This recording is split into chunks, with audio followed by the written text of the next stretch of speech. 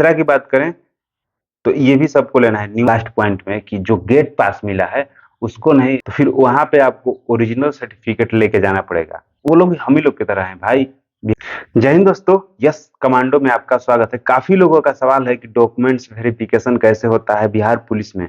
ठीक है, या तो बिहार पुलिस 21,391 का कैसे होगा डॉक्यूमेंट्स वेरिफिकेशन जो भी होगा वो कैसे होगा, क्या इसमें लोग कितने लोग छटते हैं, मतलब इससे रिलेटेड आप लोगों का जो भी सवाल है उससे मतलब सब बता देते हैं। मतलब काफी लोग डरते भी हैं बहुत, तो आप लोगों को डरना बिल्कुल नहीं है। ठीक है, चलिए आपका ज्यादा समय नहीं लेते हुए वीडियो को स्टार्ट करते हैं। सबसे पहले बात है कि बहुत लोग ये सोचते हैं कि मेरा इंटर में या मैट्रिक में, ठीक है, मैट्रिक या इंटर में थर्ड डिवीजन आए से पास हुए हैं तो क्या हम बिहार पुलिस का फॉर्म भर सकते हैं या उससे कोई दिक्कत होगा। अगर थर्ड डिवीजन से पास किए हैं तो कोई दिक्कत नहीं होगा। आपको थर्ड डिवीजन से भी पास किए हैं तो कोई दिक्कत नहीं है, सेकेंड डिवीजन से भी पास किए हैं तो कोई दिक्कत नहीं है। ठीक है, फर्स्ट डिवीजन से पास किए हैं तो भी कोई दिक्कत नहीं है, मेन थर्ड डिवीजन का है। और इसमें अगर आगे चल के भी मेरिट के लेके कोई दिक्कत नहीं होगा। ठीक है, बस आपको पास होना चाहिए, मैट्रिक और इंटर बस आपको पास होना चाहिए। ठीक है, आपको कोई दिक्कत नहीं है। और कुछ लोगों का ये है कि अगर ग्रेस मार्क मार्क देकर, जैसे कि वहां से जो ग्रेस मार्क देकर पास कराया जाता है, उसमें भी अगर उससे भी पास हैं तो कोई दिक्कत नहीं।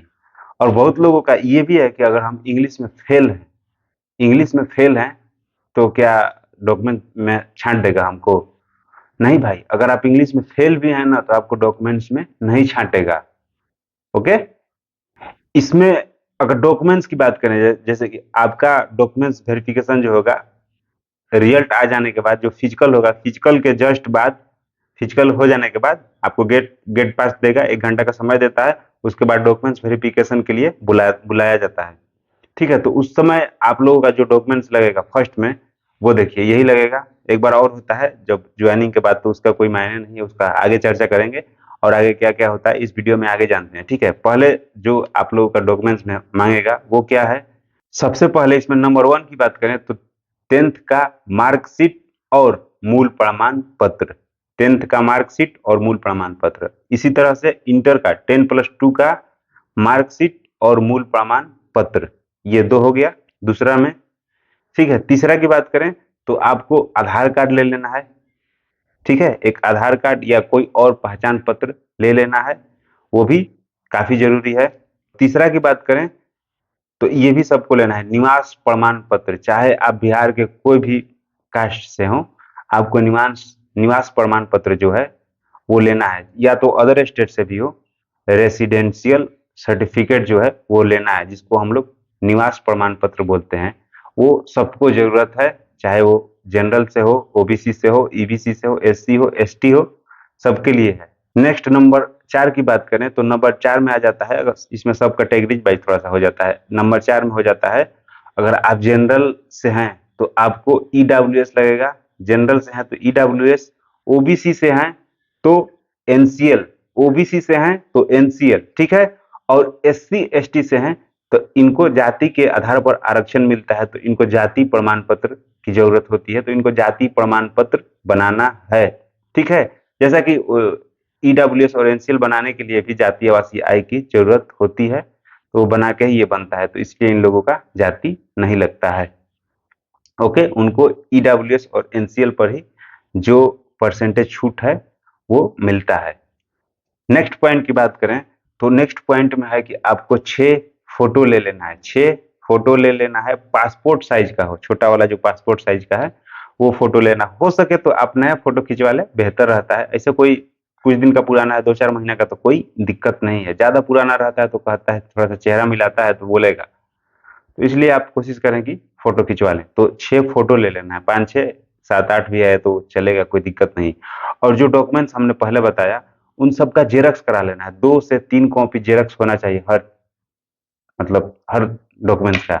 और इसमें ये देखना है कि जैसे कि ये अगर कोई डॉक्यूमेंट्स हो गया ये इस तरह से, अगर तो इसका जेरॉक्स ले रहे हैं तो इसके साथ इसका ओरिजिनल भी रखना है। ठीक है, अगर जब डॉक्यूमेंट्स वेरिफिकेशन होगा तो आपको ओरिजिनल नहीं मांगेगा, आपको जेरॉक्स ही लेगा, लेकिन ओरिजिनल भी देखता है। तो पहले ओरिजिनल इस तरह से लगा दें, ठीक है, उसके नीचे इसका जेरॉक्स जो है इस साथ में लगा दें, जैसे 2-2 जेरॉक्स है, या तीन तीन जेरॉक्स है तो पहले ओरिजिनल लगा दें, उसके बाद इसका जेरॉक्स लगा दें। जैसे कि 10th का हो गया पहले, तो 10th वाला इस तरह से लगा दिए, ठीक है। आधार कार्ड हो, चाहे अगर पैन कार्ड बनवा लिए हैं तो पैन कार्ड भी लेके जा सकते हैं, कोई दिक्कत नहीं है। और भी कुछ डॉक्यूमेंट्स है तो आप लेके जा सकते हैं। और एक इसमें ध्यान देना है, एक और पॉइंट हो जाता है लास्ट पॉइंट में, कि जो गेट पास मिला है उसको नहीं गुम करना है, उसको जरूर से लेके जाना है। और जो आपका फिजिकल का एडमिट कार्ड है उसको भी ले लेना है, ठीक है।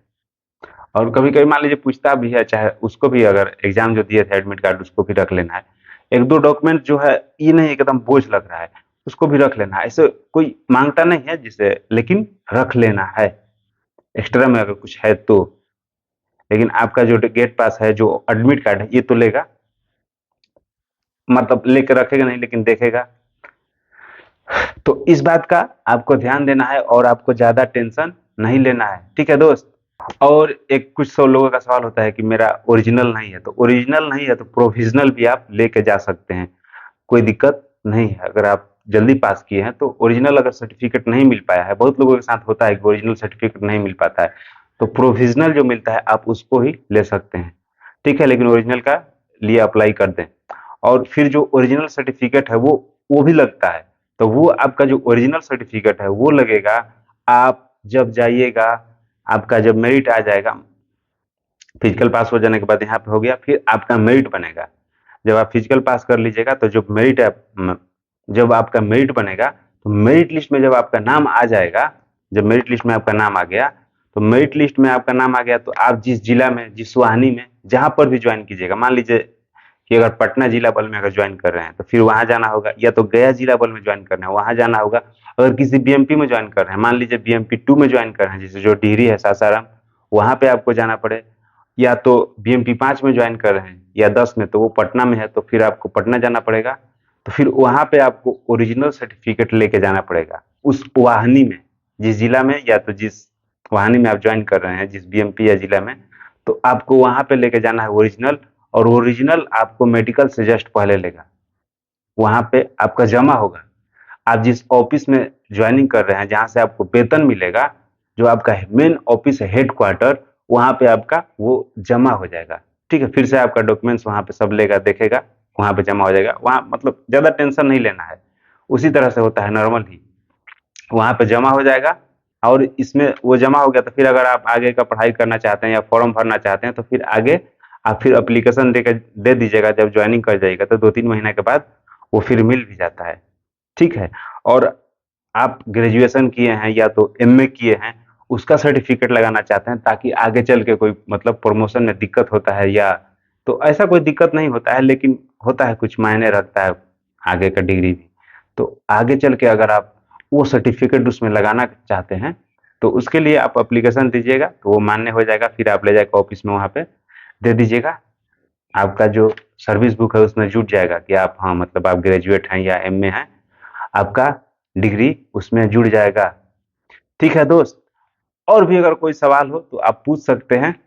और वैसे भी डॉक्यूमेंट्स में मतलब कुछ लोग छांटते भी, ऐसा नहीं है जिसको ज्यादा दिक्कत मतलब ज्यादा प्रॉब्लम है, या तो जो जाली है वो लोग, कुछ लोग छांटते भी है। अगर आप ओरिजिनल है तो आप डरिए नहीं बिल्कुल। अगर फर्स्ट में भी जहाँ पे डॉक्यूमेंट वेरिफिकेशन होता है, जो आप ग्राउंड में गए फिजिकल के बाद, तो आपको अगर कोई नहीं है तो वो मांग लेगा आपसे, ठीक है, कुछ देर समय भी दे देता है। ऐसा नहीं कि वो लोग मतलब, वो लोग भी हम ही लोग की तरह हैं भाई, बिहार से ही रहते हैं, ठीक है, पुलिस विभाग से भी हैं या तो अदर विभाग से भी रहते हैं लोग। तो ऐसा नहीं है कि वो आपको कहेंगे कि नहीं अभी चाहिए, अभी लाइए। तो इसको आप लोग ध्यान दें कि नॉर्मल ही होगा, डरें बिल्कुल नहीं, डरना नहीं है। अगर कहीं पे कोई गलती है डॉक्यूमेंट्स में, मान लीजिए मम्मी पापा के नाम में या आपके नाम में या कोई नंबर में, तो आप उसको एफिडेविट बनवा सकते हैं। एसडीओ स्तर से बना देंगे तो और बेहतर रहेगा, ठीक है। एफिडेविट वकील वहां पे करके लिख देता है, एक टिकट लगता है, मुहर मार देगा, फिर कुछ पैसा लेता है लोग, हो जाता है, ठीक है। या तो कोई डॉक्यूमेंट्स में अगर गलती है, जैसे बोर्ड वाला जो है, मैट्रिक इंटर वाला, उसको आप वहां से भी सुधरवा सकते हैं। अगर नाम में गलती या तो और कुछ गलत है तो फिर आप बोर्ड ऑफिस से नया निकलवा सकते हैं एप्लीकेशन देके। खैर इस सब के लिए उतना ज्यादा टेंशन नहीं लेना है, ठीक है। अगर थोड़ा मोड़ा माइनर कहीं कहीं होता है ना, जैसे कि अब मम्मी के नाम में थोड़ा सा कहीं है चाहिए है, तो उसको फिर से लिखवाता भी है। तो उसका टेंशन नहीं लेना है। मिस प्रिंटिंग होता है, उसमें लोग नहीं छंटते हैं, ठीक है। बाई चांस कोई छंट गया जिसको ज्यादा है तो अलग बात है, तो इसके लेके ज्यादा टेंशन नहीं लेना है। अगर उस तरह से कोई है जिसमें मिस प्रिंट हुआ है चाहे कुछ हुआ है तो एफिडेविट बनवा सकते हैं। हम नहीं चाहते हैं कि जिस तरह से हम लोग अगर डरे हैं वो आप लोग डरें, आप लोगों को डरना नहीं है, ठीक है दोस्त। तो यही था आज का वीडियो, मिलते हैं आपसे नेक्स्ट वीडियो में, तब तक के लिए जय हिंद।